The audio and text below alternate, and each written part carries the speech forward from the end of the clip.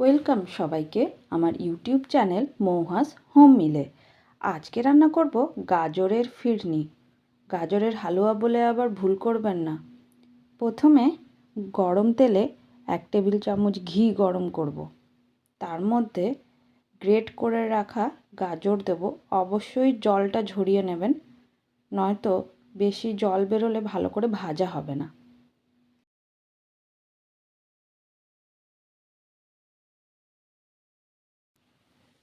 সমস্ত গাজরগুলো দিয়ে এবার নাড়তে থাকবো। জল ঝরিয়ে নিলে জল বেরোবে না গাজর থেকে। ভাজাটা আমার হয়ে গেছে। এবার আমি কিছুটা গাজর তুলে রাখবো। এটা কেন তুলে রাখছি এটা আপনারা লাস্টে বুঝতে পারবেন।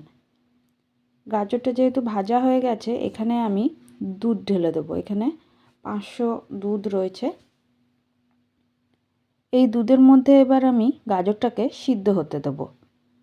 একটু জল দিয়ে দিলাম, জলটাও মরে যাবে আর গাজরটাও সিদ্ধ হয়ে যাবে। দুধটা আবার আগের কোয়ান্টিটিতেই চলে আসবে।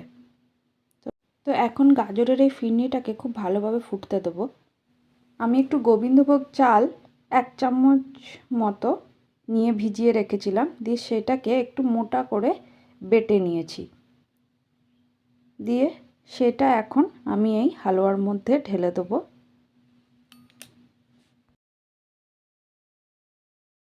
এখন এটা খুব ভালোভাবে ফুটছে এবং ঘনও হয়ে এসেছে। গাজরটা প্রায় সিদ্ধ হয়ে গেছে। এর মধ্যে আমি অ্যাড করব খেজুরের গুড়।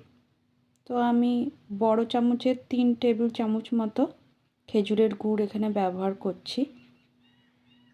খেজুরের গুড় ব্যবহার করলে এর স্বাদটা দ্বিগুণ হয়ে যায়। ভালো করে মিশিয়ে নেব। এই স্টেজে গাজরটা দেখে নেব, আর মোটা করে গোবিন্দভোগ চালটা যে বেটে রেখেছিলাম সেটাও সিদ্ধ হয়েছে নাকি দেখে নেব। তারপরে এর মধ্যে কাজু কিশমিশও দিয়ে দেব। দেওয়ার পরে এখানে আমি অল্প করে দুধের মধ্যে 3 টেবিল চামচ মতো গুঁড়ো দুধ গুলে রেখেছিলাম সেটা দিয়ে দিলাম।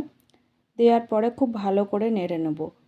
এখানে একটু টেস্ট করে নেবেন, যদি আর চিনি লাগে, মানে মিষ্টিটা যদি কম হয় তাহলে এখানে চিনি আপনি অ্যাড করতে পারেন।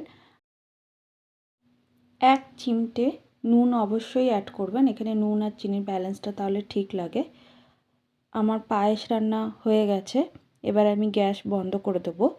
আর এখানে 3টে এলাচকে ভেঙে নিয়ে এতে অ্যাড করে দেবো। এবার আমি সুন্দর করে পরিবেশন করে নিয়েছি। যে গাজরটা তুলে রেখেছিলাম সেটা পরিবেশনের জন্যই তুলে রেখেছিলাম। এই লাল গাজরটা শীতকালেই বেশি পাওয়া যায়, আর খেজুর গুঁড়ো, তাই অবশ্যই শীতকালে এটা বানিয়ে খাবেন। রেসিপিটি যদি আপনাদের পছন্দ হয় অবশ্যই লাইক, সাবস্ক্রাইব এবং শেয়ার তো করবেনই।